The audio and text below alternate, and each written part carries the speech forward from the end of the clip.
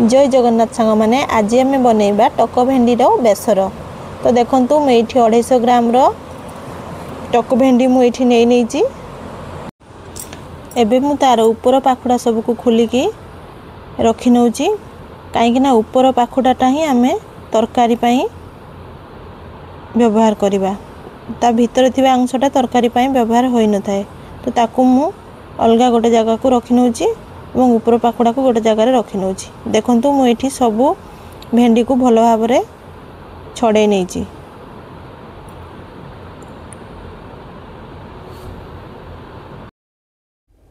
एबे एथे पानी देकिना भल भाव में मुझे को धोई नौ।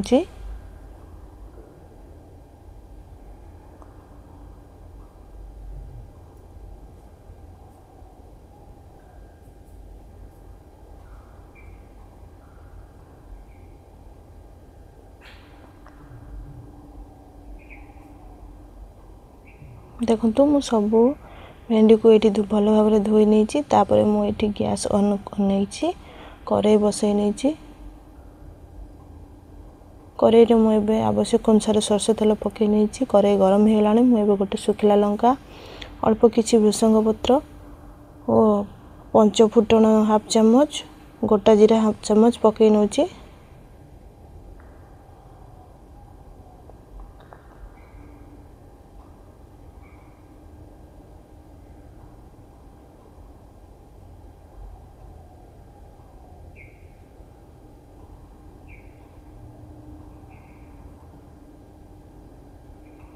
एबे मैं एथिरे 8-10टा रसुण को छेचिकी जो रखी ताको पकईकी भलसे भाजी नेबी।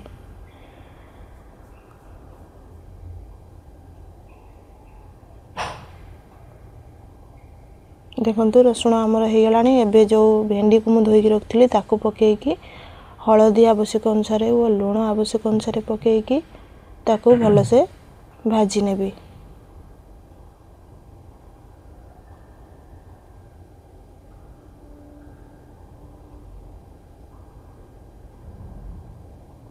तापर या को मु किछ समय पई घोड़े नौ जहाँकि से हल्का हल्का सिझिबो।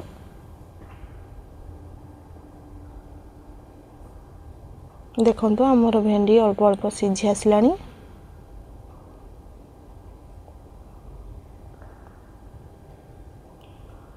एवं मैं एथिरे गोटे चामच बड़ चामच गोटे चामच सोरिष पेस्ट पकाउची ताको हमें भल भाव में गलई नबा।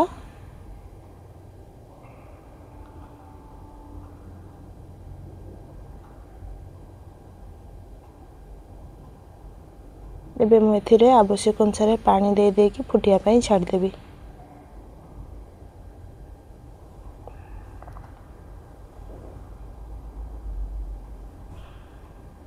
देखंतु आम तरकारी आस्ते आस्ते फुटी आसलानी। एबे मु एथिरे हाफ चामच काश्मीरी चिली पाउडर पकाउची और गलई नहीं कि ताको घोड़े देकी आम तरकारी को सिझिया पई छाड़ी दबा।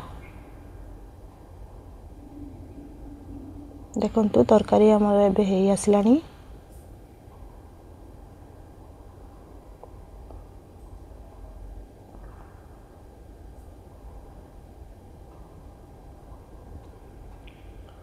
एबे हमर रेडी हो गला टक भेंडी बेसर। तो जदि वीडियोटी भल लगी थाए तो वीडियो को लाइक करिवे, शेयर करिवे एवं सब्सक्राइब करने को जमा भी भूलिबेनी। रहिली जय जगन्नाथ।